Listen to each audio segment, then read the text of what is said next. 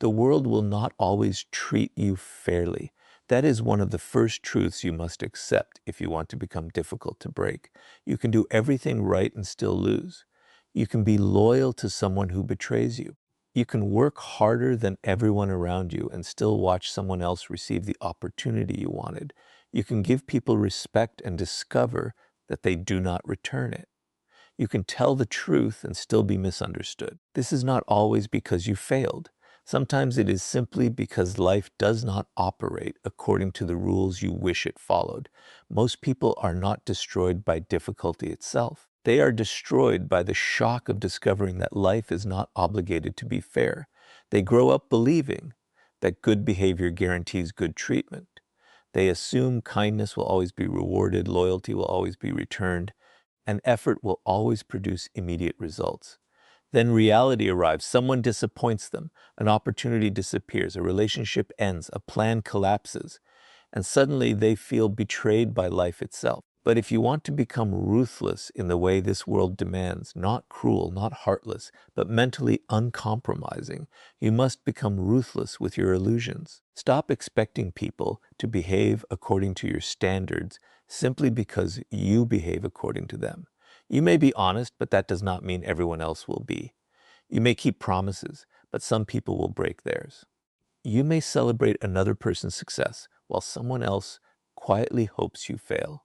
You may give someone another chance while they use that chance to repeat the same behavior.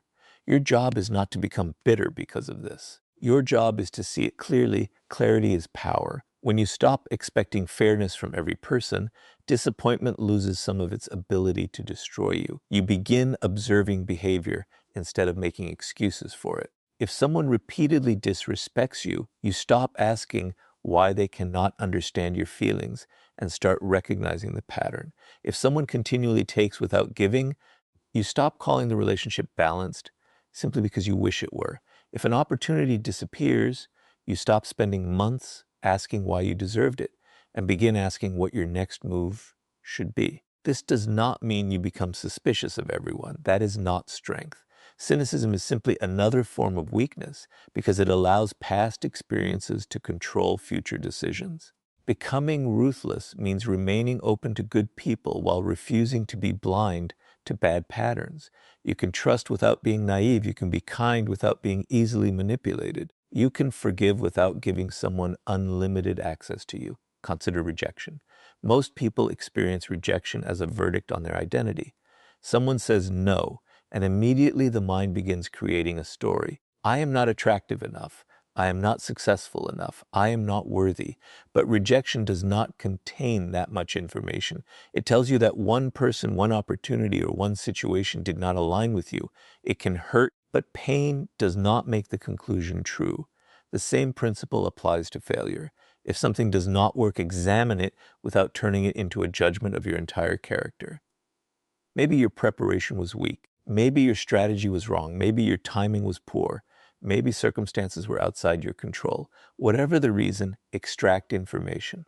A ruthless mind does not waste pain. It studies it. This is also why you must become careful about criticism. Some criticism contains valuable truth. Some criticism is simply another person's insecurity. If someone identifies a weakness you genuinely possess, thank reality for revealing it and work on it. If someone attacks you because your growth makes them uncomfortable, you do not need to absorb their words as truth. Learn to separate useful information from emotional noise. And stop expecting everyone to understand the path you are taking. When you become more disciplined, some people may call you extreme.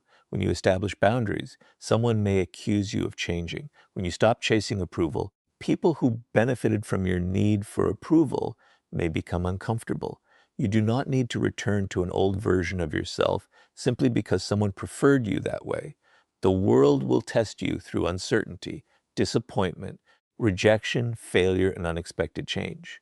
You cannot control the arrival of these experiences, but you can control the meaning you give them. You can allow them to become evidence that life is against you, or you can use them as information that makes you wiser. There's a difference between saying the world is unfair, so nothing matters, and saying the world is unpredictable, so I will prepare myself. The first creates helplessness. The second creates strength. You cannot control whether someone respects you, but you can control the standards you enforce. You cannot control whether an opportunity appears, but you can control whether you are prepared when it does. You cannot control whether someone stays in your life, but you can control whether you abandon yourself trying to keep them. You cannot control every outcome, but you can control your response. That is where your power begins. Become ruthless with the fantasy that everyone will treat you fairly. See reality without hatred, accept disappointment without surrender, and learn from every experience without allowing it to define you. Because once you stop demanding that the world protect you, you can finally begin building the strength required to protect yourself, and that battle begins with the weaknesses inside you. Once you accept that the world will not always protect you, you are forced to confront a harder truth. Sometimes the person most responsible for keeping you weak is yourself, not because you are incapable, but because you have learned to negotiate with the very habits that keep you from becoming stronger. You tell yourself you will start tomorrow. You promise yourself that this is the last time you will tolerate disrespect. You know what needs to be done, yet you continue making excuses because comfort is easier than transformation. This is where you must become ruthless with your own weaknesses. Ruthlessness does not mean hating yourself. It means refusing to keep making agreements with the parts of you that repeatedly sabotage your future. If procrastination is destroying your progress, you cannot keep treating it like a harmless personality trait. If fear repeatedly prevents you from taking necessary action, you cannot continue calling avoidance being careful. If people-pleasing makes you abandon your own boundaries, you cannot keep calling it kindness. You must become brutally honest about the patterns that are making your life smaller. Most people want the results of discipline without experiencing the discomfort of discipline. They want confidence without confronting fear. They want respect without learning to establish boundaries. They want success without giving up the habits that keep them comfortable. They want a stronger future while protecting the weaker version of themselves that created the present. You cannot have both. Every time you choose comfort over what you know you must do, you strengthen the habit of avoidance. Every time you break a promise to yourself, you teach your mind that your own word has no authority. And when you repeatedly ignore your own standards, your confidence begins to disappear. Not because someone else took it from you, but because you stop trusting yourself. Self-trust is built through action. If you tell yourself that you will wake up early and you repeatedly ignore the alarm, the problem is not simply the missed morning. You are teaching yourself that your intentions are negotiable. If you decide to exercise and constantly find excuses, you are reinforcing the belief that discomfort has more authority over you than your goals. If you promise yourself that you will stop chasing people who disrespect you and then return every time they give you the smallest amount of attention, you are teaching yourself that loneliness is more frightening than humiliation. At some point, you have to stop negotiating. You do not need to become perfect. You need to become consistent. You will fail. You will have weak days. You will lose motivation. There will be moments when you fall back into old patterns. Ruthlessness means refusing to turn one failure into an identity. You correct yourself and continue. You do not spend weeks criticizing yourself for making one mistake. You learn from it, adjust, and move forward. Fear is another weakness that must be confronted carefully. Fear is useful when it warns you of genuine danger, but it becomes destructive when it starts making every uncomfortable situation look dangerous. Fear tells you not to speak because you might be judged. It tells you not to begin because you might fail. It tells you not to leave because you might be alone. It tells you to remain familiar because uncertainty feels threatening. If you obey every one of those messages, your world becomes smaller. You must learn to distinguish danger from discomfort. They are not the same thing. Discomfort often appears when you are growing. Fear may appear before an important decision. Nervousness may appear before you take a risk. You do not need to eliminate those feelings before acting.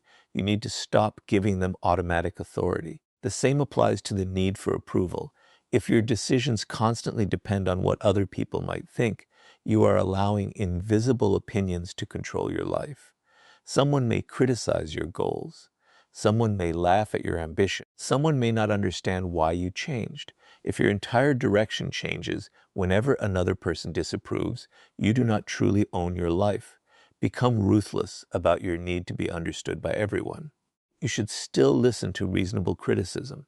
You should remain capable of admitting when you are wrong. But you should not surrender your goals simply because someone else is uncomfortable with them. Your future cannot be designed by committee. Discipline also requires learning to do ordinary things repeatedly. Great strength is rarely created through one dramatic decision. It is created through thousands of small decisions that nobody sees. Going to work when you do not feel inspired, practicing when progress feels slow, saving money when spending would be easier, studying when entertainment is available, walking away from an argument when your ego wants to respond, saying no when saying yes would make someone temporarily happier. These moments may look insignificant, but they build identity. Eventually, you become someone who knows that your emotions can speak without being obeyed. Your impulses can appear without becoming commands. Your fear can exist without determining your direction. Your comfort can tempt you without controlling you. That is the kind of ruthlessness that makes a person difficult to break. The world may still disappoint you. People may still betray you. Circumstances may still change. But if you have developed the discipline to govern yourself, external chaos loses some of its power over you. You no longer need perfect conditions to move forward. Become ruthless with the habits that weaken you, because the strongest person is not the one who controls everyone around him, but the one who has learned to control himself. And once you can govern your own weaknesses, you become ready to decide who deserves access to your time, energy, trust, and life. There comes a point when becoming stronger is no longer about what you can endure, but about what you are willing to stop tolerating. You can build discipline, control your emotions, and become honest about your weaknesses. But if you continue giving unlimited access to people who repeatedly drain you, manipulate you, disrespect you, or disturb your peace, you are still leaving the door open for the world to break you. Strength requires boundaries, and boundaries require the courage to decide that not everyone deserves the same access to your life. Most people confuse kindness with unlimited availability. They believe that being a good person means always answering, always helping, always forgiving, always explaining, and always giving another chance. But there is a difference between generosity and self-abandonment. You can care about people without allowing them to consume you. You can forgive someone without inviting the same behavior back into your life. You can understand someone's struggles without accepting their repeated disrespect. This is where ruthlessness becomes necessary. You must become ruthless about who receives your attention. Attention is one of the most valuable resources you possess, because wherever your attention goes, your energy follows. If you spend hours arguing with someone who only wants to provoke you, you have given them control over your mind. If you constantly monitor someone who makes you anxious, you've allowed their behavior to occupy your thoughts. If you repeatedly explain your boundaries to someone who has already understood them and simply chooses to ignore them, you are wasting energy trying to convince someone who benefits from your weakness. Sometimes the strongest response is not another explanation. It is distance. A boundary is not a threat. It is a decision about your own behavior. You do not need to tell someone, "You better respect me."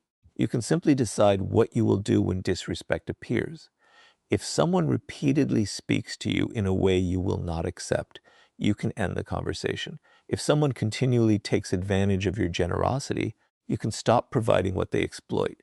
If someone repeatedly creates chaos in your life, you can reduce their access to you.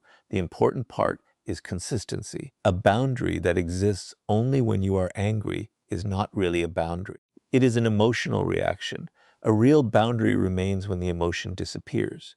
You decide beforehand what behavior you will accept and what behavior will cause you to step back. Then you follow through without unnecessary drama. This is difficult because some people will test you when they realize you are changing. They may become surprised when you stop answering immediately. They may accuse you of becoming cold when you stop tolerating behavior that you previously accepted. They may remind you of everything they have done for you. They may attempt to make you feel guilty for protecting yourself. Do not confuse guilt with wrongdoing. Sometimes guilt simply means you are doing something unfamiliar. If you have spent years pleasing everyone, saying no may feel selfish even when it is reasonable. If you have always been available, creating distance may feel cruel even when it is necessary. Your emotions may resist the new standard because they are accustomed to the old one. This is why you must learn to observe behavior rather than promises. People can say they respect you while continuing to violate your boundaries. They can apologize repeatedly without changing their behavior. They can promise that things will be different and then return to the same pattern. Listen to words, but measure them against actions. A sincere apology eventually produces different behavior. Without change, an apology can become nothing more than another cycle. At the same time, do not become so defensive that you isolate yourself from everyone. Ruthlessness does not mean shutting the world out. It means becoming selective. There are people who deserve your trust, people who support your growth, people who tell you the truth without trying to control you, and people who respect your boundaries even when they disagree with you. Those relationships should not be destroyed simply because some people have hurt you. The goal is not to trust nobody. The goal is to trust intelligently. You should also stop believing that every relationship must be saved. Some relationships reach their natural end. Some friendships become unhealthy. Some connections belong to an earlier version of your life. Some people may have been important to you once, but no longer fit the direction you are taking. Ending a relationship does not automatically make you disloyal. Sometimes it means you finally recognize that holding on is costing more than letting go. And when you walk away, do not turn the decision into revenge. You do not need to humiliate someone. You do not need to expose them.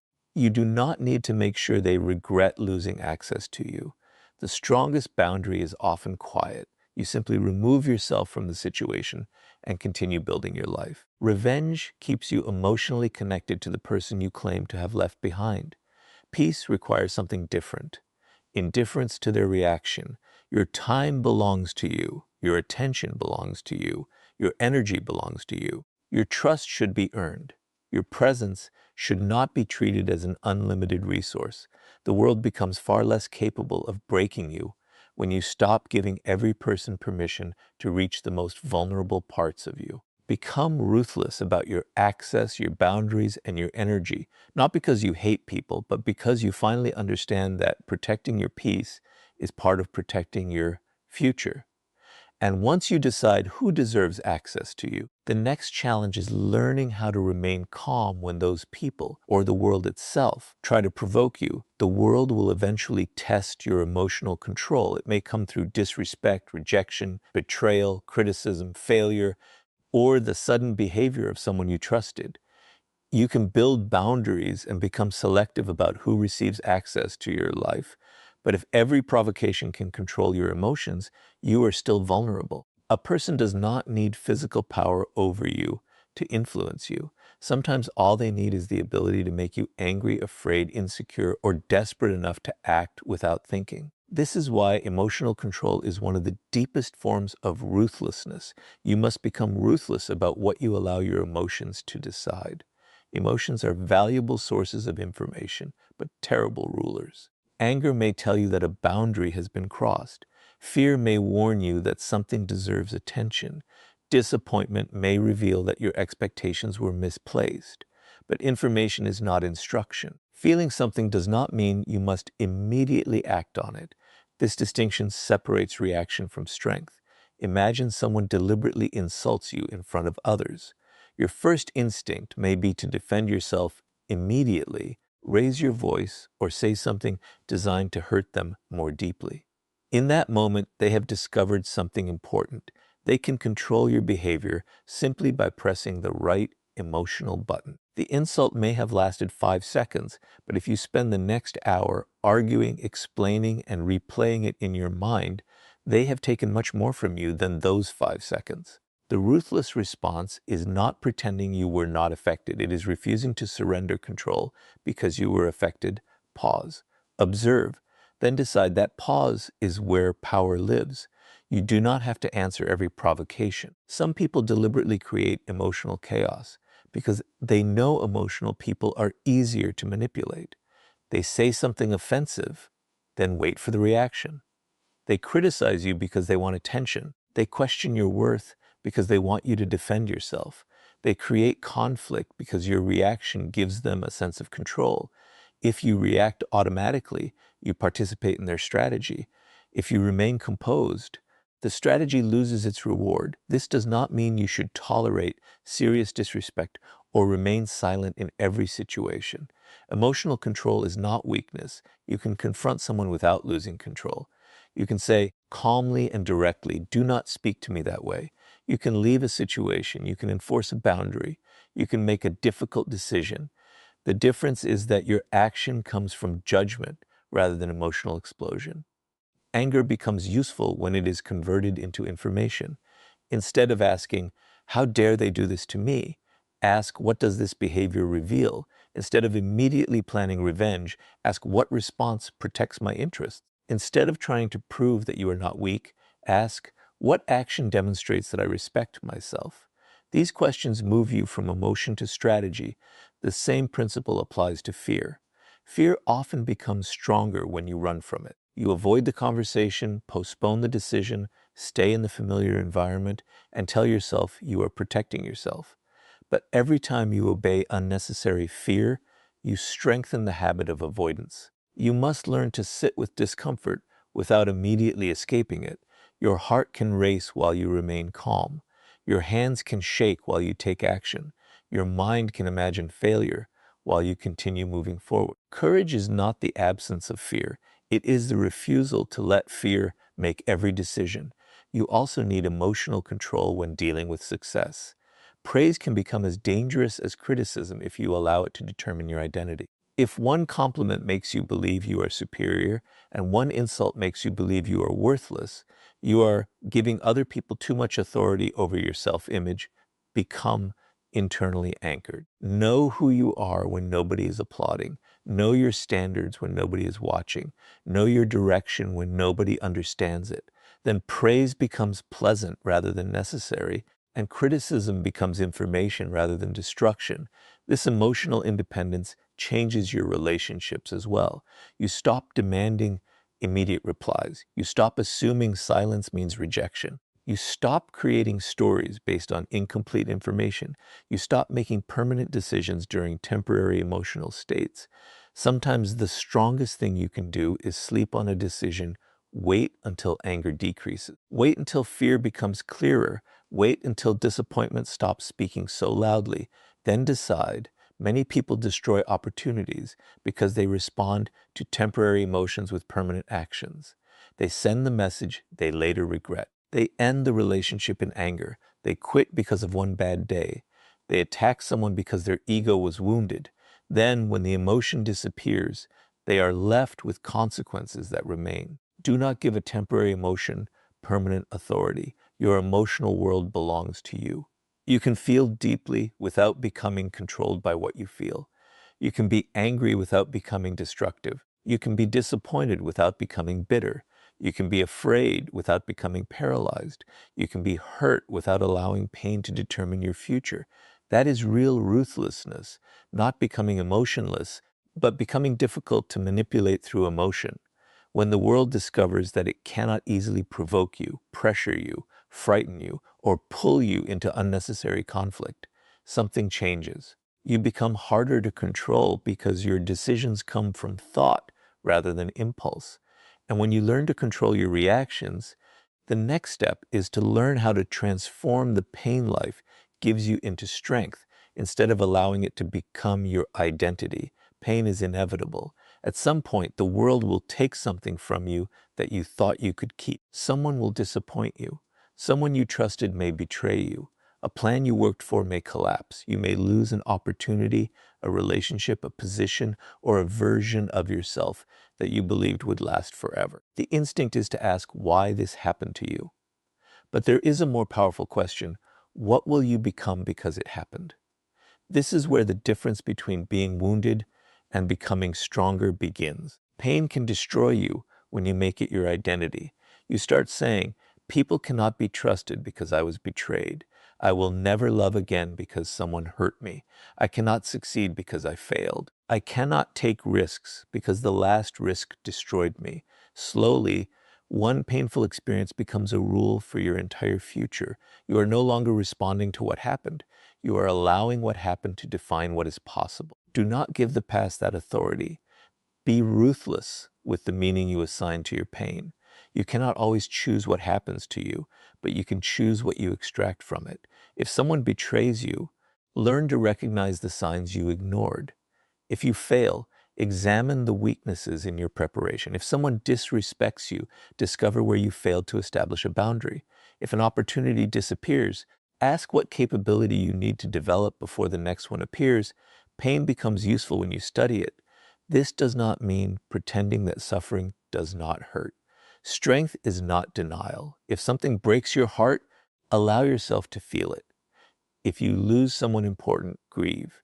If you fail at something that mattered deeply, acknowledge the disappointment. You do not become stronger by pretending to be unaffected. You become stronger by refusing to remain permanently controlled by what affected you. There is a difference between experiencing pain and surrendering your identity to pain. Some people spend years telling the same story about what someone did to them. Every conversation returns to the betrayal, the rejection, the humiliation, the unfairness. They believe they are processing the experience, but sometimes they are simply keeping the wound open. The event happened once. They repeat it internally thousands of times. At some point, you must decide that the lesson is more valuable than the resentment. Ask yourself what the experience taught you about people, about yourself, and about reality. Maybe you learned that you trusted too quickly. Maybe you discovered that your boundaries were too weak. Maybe you realized that you ignored warning signs because you desperately wanted something to work. Maybe you learned that you were depending too heavily on another person for your happiness. These discoveries are painful, but they are valuable because now you know, and what you know can protect you. Do not let betrayal make you incapable of trusting anyone. Let it make you more discerning. Do not let rejection make you afraid of connection. Let it teach you that not every connection is meant to last. Do not let failure make you afraid to try again. Let it force you to become better prepared. Do not let criticism destroy your confidence. Let useful criticism reveal where you can improve. This is what it means to turn pain into strength. You take the experience, remove the lesson, and leave the unnecessary suffering behind. There is another kind of pain that must be confronted, the pain of growth. Sometimes becoming stronger requires you to disappoint people who benefited from your weakness. Sometimes you must say no when everyone expects you to say yes. Sometimes you must leave a familiar environment. Sometimes you must work while nobody understands what you are building. Sometimes you must sacrifice comfort today for a future that does not yet exist. That pain is different. It is not destroying you, it is demanding that you evolve. Do not confuse temporary discomfort with evidence that you are making the wrong decision. Growth often feels uncomfortable because the old version of you is losing control. Your habits resist change. Your mind prefers familiarity. Your environment may pull you toward the person you used to be. Stay with the discomfort long enough to discover who you can become. And never become proud of suffering for its own sake. The goal is not to collect pain. The goal is to become wiser because of what you survived. A person who has suffered but learned nothing can become bitter. A person who has suffered and extracted wisdom becomes difficult to manipulate. They recognize patterns faster. They choose people more carefully. They recover from setbacks more intelligently. They stop repeating the same mistakes simply because those mistakes feel familiar. That is the kind of ruthlessness you need, not a heart made of stone, but a mind that refuses to waste suffering. The world may hurt you. It may disappoint you. It may take things you desperately wanted to keep, but it does not get the final word. Your response does. Let pain educate you. Let experience sharpen you. And let every difficult chapter make you more capable of protecting the future you still have time to build. And once you learn to transform pain into strength, the final question becomes whether you are willing to choose your future over the comfort that keeps you weak.